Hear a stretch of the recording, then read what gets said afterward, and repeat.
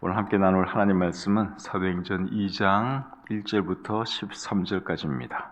오순절날이 이미 이르매 그들이 다 같이 한 곳에 모였더니 호련히 하늘로부터 급하고 강한 바람 같은 소리가 있어 그들이 앉은 온 집에 가득하며 마치 불의 혀처럼 갈라지는 것들이 그들에게 보여 각 사람 위에 하나씩 임하여 있더니 그들이 다 성령의 충만함을 받고 성령이 말하게 하심을 따라 다른 언어들로 말하기를 시작하니라.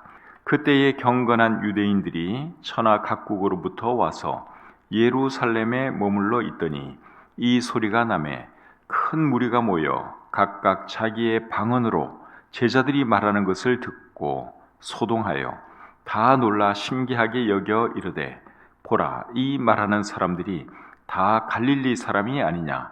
우리가 우리 각 사람이 난 곳 방언으로 듣게 되는 것이 어찌 됨이냐? 우리는 바데인과 메데인과 엘람인과 또 메소보다미아, 유대와 갑바도기아, 본도와 아시아, 부르기아와 밤빌리아, 애국과 및 구레네에 가까운 리비아 여러 지방에 사는 사람들과 로마로부터 온 나그네 곧 유대인과 유대교에 들어온 사람들과 그레데인과 아라비아인들이라. 우리가 다 우리의 각 언어로 하나님의 큰 일을 말함을 듣는도다 하고 다 놀라며 당황하여 서로 이르되 이 어찌된 일이냐 하며 또 어떤 이들은 조롱하여 이르되 그들이 새 술에 취하였다 하더라. 아멘. 사도행전 2장 1절부터 13절까지 말씀 읽어드렸습니다. 오늘 함께 나눌 말씀의 제목은 성령의 임함과 방언의 은사. 성령의 임함과 방언의 은사. 이것이 오늘 말씀의 제목입니다. 오늘 이 본문은 오순절날 성령이 처음으로 임한 것과 성령 받은 사람들이 방언으로 말한 것을 기록한 말씀입니다. 예수님은 돌아가시기 전에 당신이 떠나가면 성령을 보내주시겠다고 약속하셨죠. 요한복음 15장 26절에 보시면 이렇게 기록되어 있습니다. 내가 아버지께로부터 너희에게 보낼 보혜사 곧 아버지께로부터 나오시는 진리의 성령이 오실 때에 그가 나를 증언하실 것이요. 예수님께서 성령 보내주실 것에 대해서 말씀을 하고 계시죠. 그리고 부활하신 뒤에도 예수님은 동일한 약속을 하셨습니다. 사도행전 1장 4절과 5절 말씀 보겠습니다. 사도와 함께 모이사 그들에게 분부하여 이르시되 예루살렘을 떠나지 말고 내게서 들은 바 아버지께서 약속하신 것을 기다리라. 요한은 물로 침례를 베풀었으나 너희는 몇 날이 못되어 성령으로 침례를 받으리라 하셨느니라. 여기도 보면 성령을 약속하고 계신 것을 우리가 볼 수 있죠. 성령으로 침례를 받을 것이다 그랬는데 이 말은 성령을 받을 것이다 그 말입니다. 예수님은 약속하신 그 성령을 이제 오순절날 보내주시게 되죠. 오순절은 구약 성경에 나오는 77절과 같은 절기입니다. 77절은 이스라엘의 3대 절기 중 하나지요. 77이라는 말은 7날이 7번 되는 것을 의미합니다. 7날이 7번 계속되면 며칠입니까? 49일이죠. 49일에 하루를 더하면 50일이 됩니다. 그래서 77절이 오순절로 불리게 된 것이죠. 오순이란 말은 50이라는 말이죠. 오순절을 맞이하여 수많은 유대인들이 각지로부터 예루살렘에 와 있을 때 어떤 일이 일어났는가 하면 오늘 본문 1절부터 3절까지 말씀 제가 다시 한번 읽어보겠습니다. 오순절날이 이미 이르매 그들이 다 같이 한 곳에 모였더니 호련히 하늘로부터 급하고 강한 바람 같은 소리가 있어 그들이 앉은 온 집에 가득하며 마치 불의 혀처럼 갈라지는 것들이 그들에게 보여 각 사람 위에 하나씩 임하여 있더니 성령께서 각 사람에게 임하셨는데 불의 혀처럼 갈라지는 것들이 보이면서 그리고 급하고 강한 바람 같은 소리가 들리면서 성령이 임했다. 그렇게 여기 기록되어 있죠. 오늘날에는 성령이 임하실 때 이런 식으로 임하시지 않습니다. 성령이 처음으로 임하실 때는 가시적인 어떤 현상과 함께 또 청각적인 현상과 함께 임하셨는데, 그렇게 임한 이유가 뭘까요? 성령이 임하는 것을 사람들이 알도록 하기 위해서 그렇게 하신 것이죠. 그리고 성령을 받은 사람들은 다른 말로 말하기를 시작했다. 오늘 이 본문이 그렇게 말씀하고 있습니다. 4절을 보겠습니다. 그들이 다 성령의 충만함을 받고 성령이 말하게 하심을 따라 다른 언어들로 말하기를 시작하니라. 성령 받은 사람들이 갑자기 다른 언어들로 말을 하기 시작했다. 그렇게 말씀하고 있어요. 그 모습을 본 사람들이 깜짝 놀랐죠. 5절부터 8절 보겠습니다. 그때의 경건한 유대인들이 천하 각국으로부터 와서 예루살렘에 머물러 있더니 이 소리가 나매 큰 무리가 모여 각각 자기의 방언으로 제자들이 말하는 것을 듣고 소동하여 다 놀라 신기하게 여겨 이르되, 보라, 이 말하는 사람들이 다 갈릴리 사람이 아니냐? 우리가 우리 각 사람이 난 곳 방언으로 듣게 되는 것이 어찌 됨이냐? 그러니까 이 사람들이 다 갈릴리 사람들인데 어떻게 배우지도 않은 언어를 저렇게 말을 할 수가 있느냐? 그러면서 깜짝 놀랐다고 말씀하고 있죠. 12절에도 보면 다 놀라며 당황하여 서로 이르되, 이 어찌된 일이냐? 예수님의 제자들은 갈릴리 사람들이에요.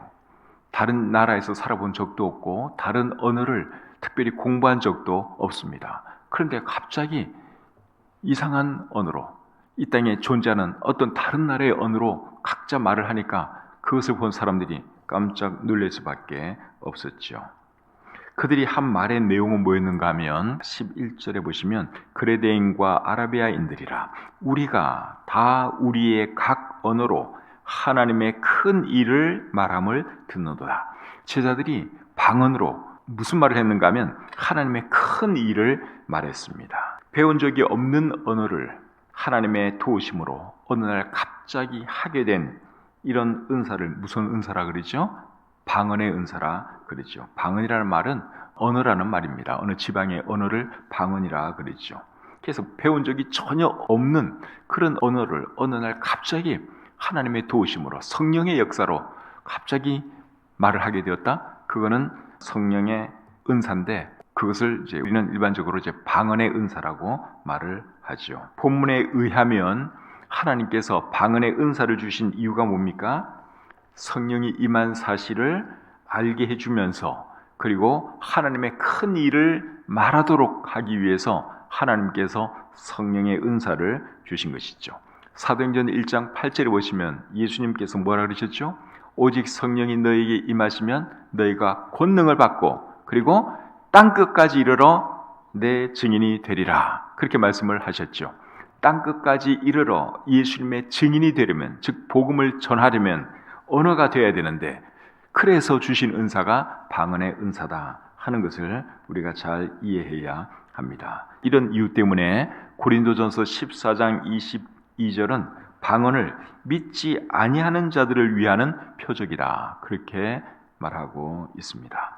그런데 오늘날 많은 그리스도인들이 방언을 전도 목적으로 사용하지 않고 기도 목적으로 사용하고 있죠. 그래서 방언 기도라는 그런 표현도 자주 쓰죠. 방언 기도, 기도를 하는데 이제 방언으로 한다 하는 것을 이제 방언 기도라 그러는데, 오늘날 많은 방언을 하는 그리스도인들이 방언을 전도 목적으로 사용하지 않고 기도 목적으로 사용하고 있다고 하는 사실이에요. 그런데 우리 성경을 보면 고린도 교회 성도들도 그렇게 한 것을 우리가 볼 수 있습니다. 고린도전서 14장 2절을 보겠습니다. 방언을 말하는 자는 사람에게 하지 아니하고 하나님께 하나니 이는 알아듣는 자가 없고 영으로 비밀을 말합니다.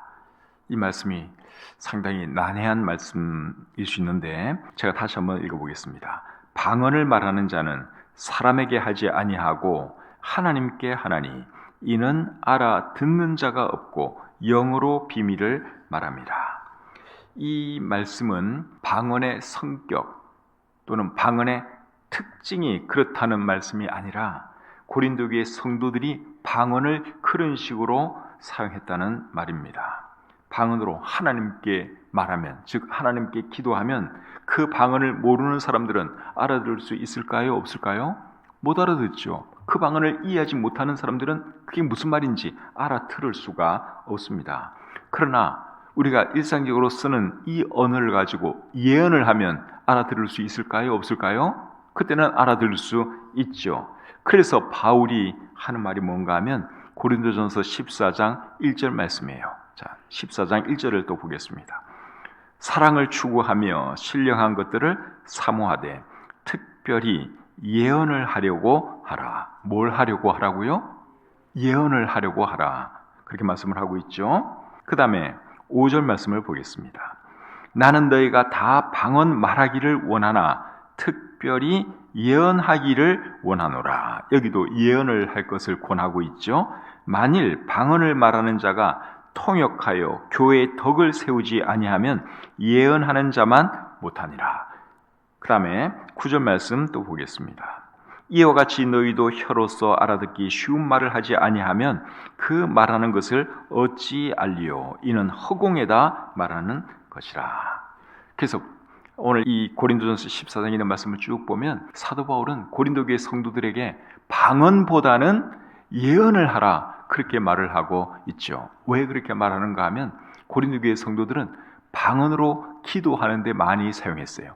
그래서 대표 기도를 할 때도 나와서 자기가 받은 그 방언의 은사를 가지고 기도를 하는 거예요. 그러면 청중들은 그 기도를 알아들을 수 있습니까? 없습니까? 못 알아듣잖아요. 그래서 하는 말이 방언을 하면 아무도 못 알아들으니까 차라리 교회에서 하려면 예언을 하려고 하라. 바울이 그렇게 말을 한 것이죠. 그래서 이런 말씀을 보면 고린도교회 성도들도 방언을 전도 목적이 아닌 주로 기도 목적으로 교회에서 사용했다 하는 것을 우리가 알 수 있지요.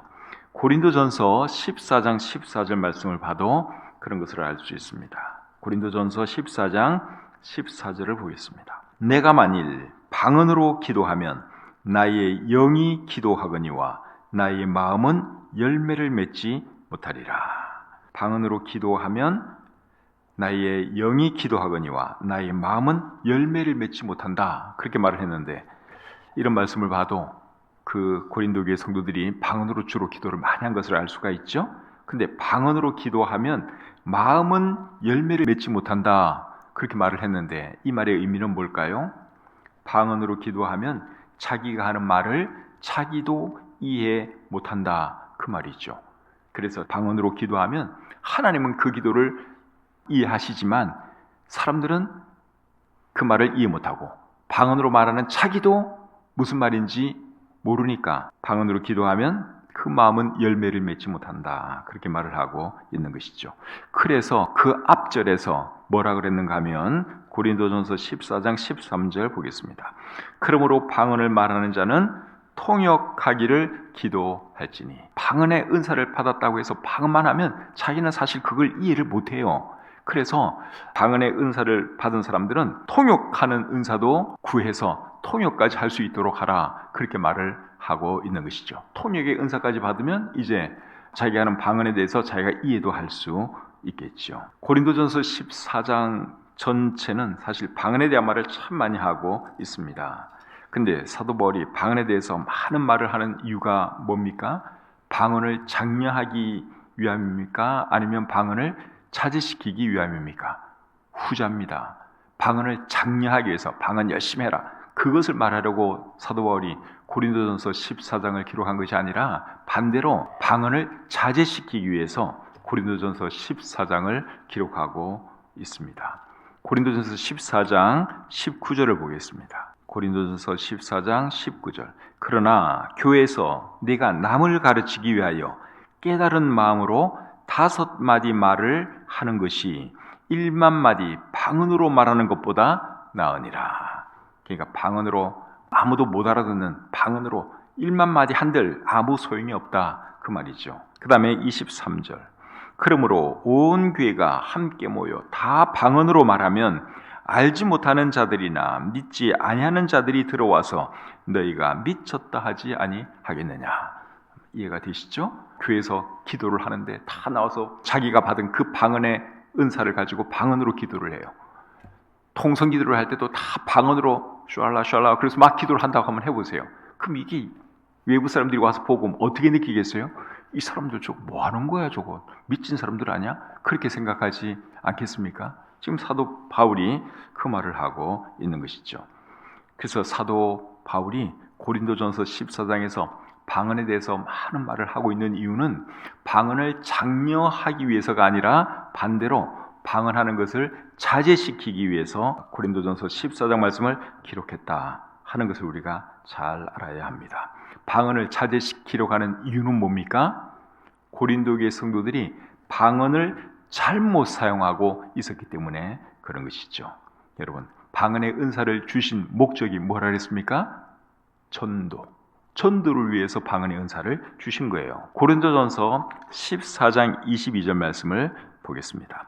그러므로 방언은 믿는 자들을 위하지 아니하고 믿지 아니하는 자들을 위하는 표적이나 예언은 믿지 아니하는 자들을 위하지 않고 믿는 자들을 위함이니라. 자, 여기 보시면 방언은 누구를 위한 표적이라 그랬어요?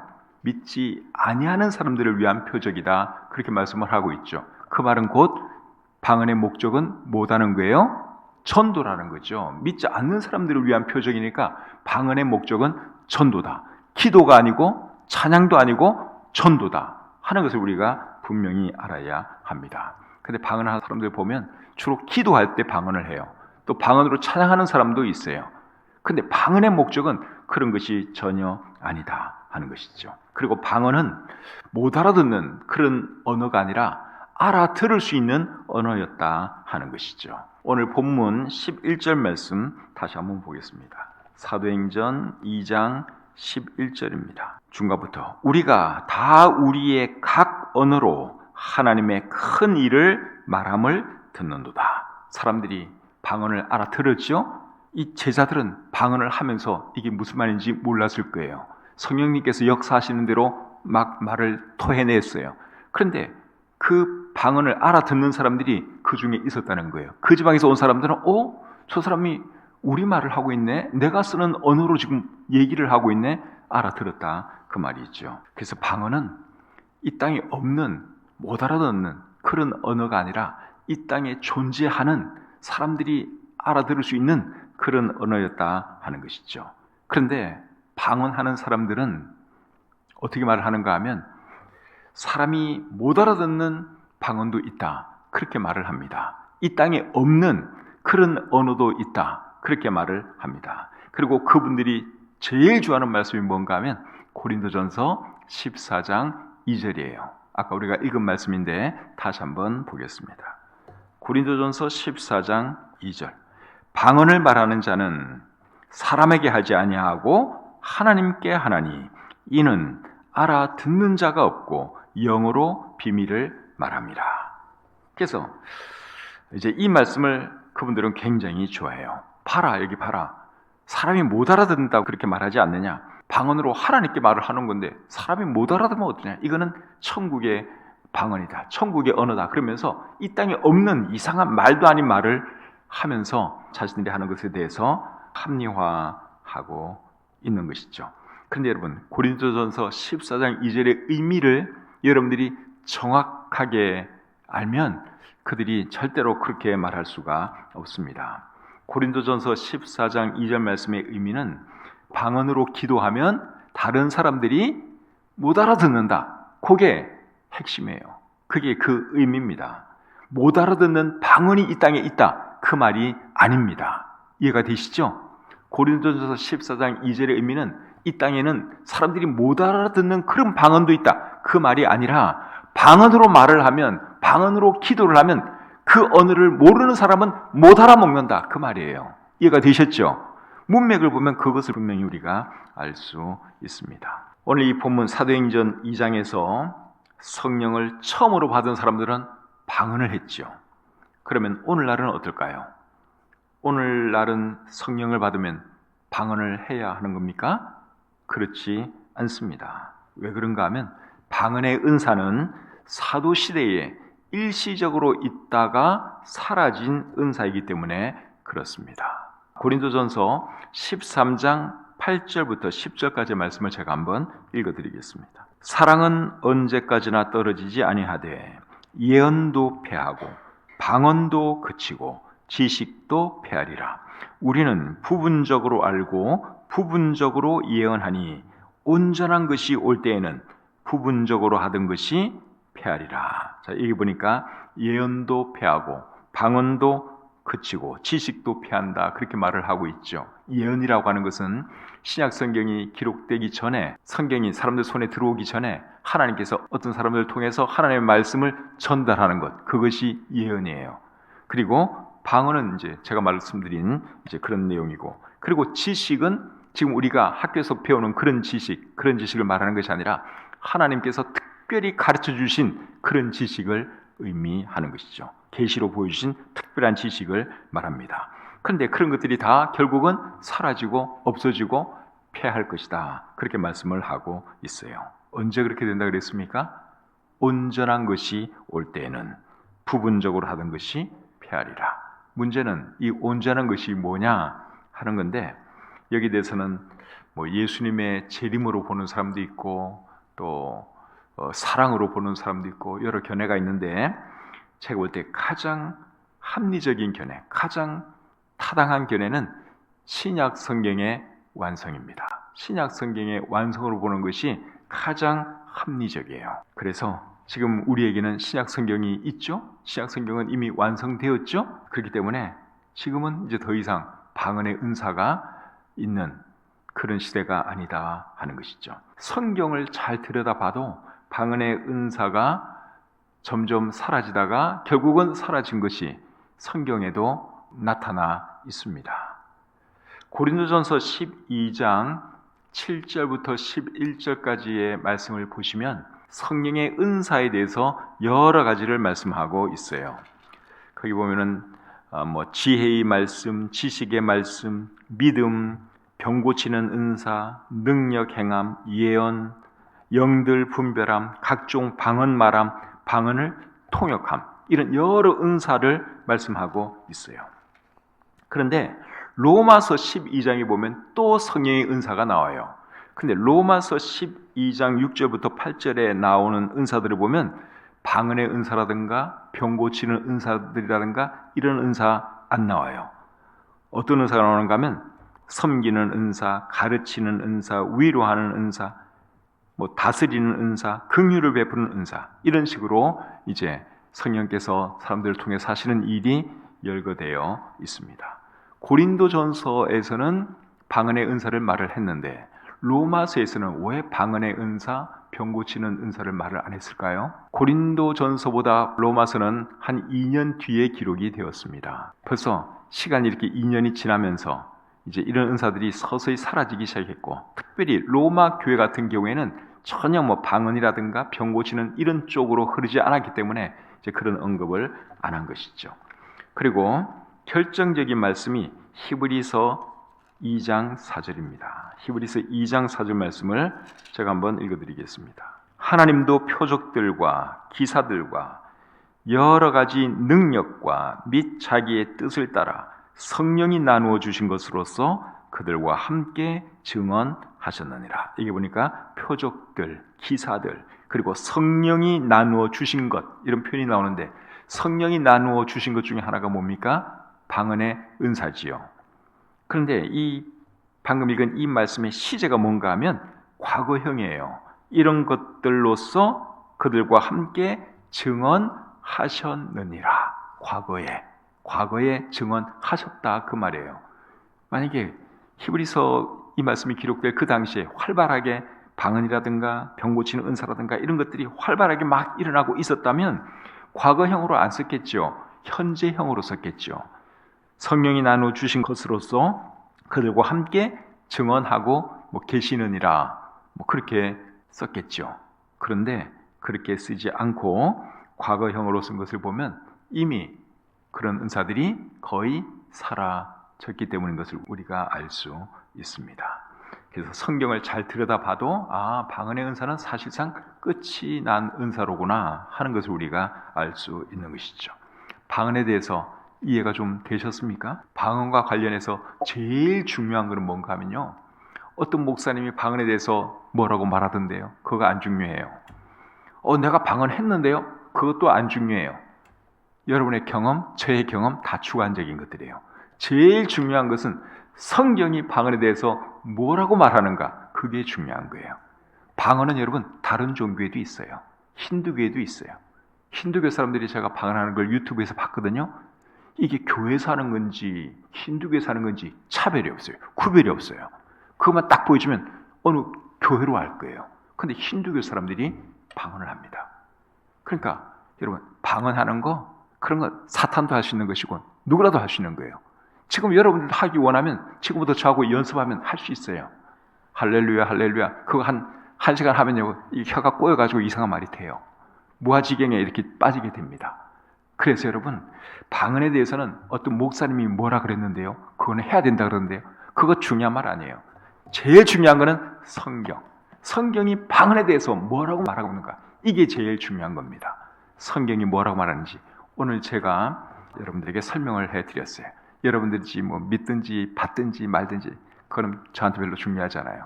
받을 사람은 받고 따라할 사람은 따라하시면 되는데, 정말 중요한 거는 방언을 하려면 성경에서 말하는 그런 방언을 하라, 그거예요.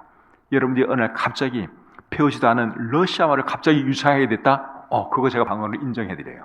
그리고 그 내용이 성경적이고 하나님을 찬양하는 거라면 제가 그 방언 인정해드릴 수 있어요.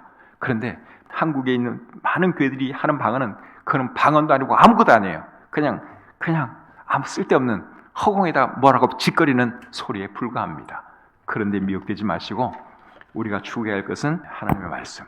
하나님의 말씀이 뭐라고 말하나, 그리고 이 말씀을 가지고 우리가 사람들에게 복음 전하는 그것이 중요한 것이죠. 방언의 목적이 원래 그거였다 하는 것입니다. 방언에 대해서 여러분들이 잘 이해하셨으면 좋겠습니다.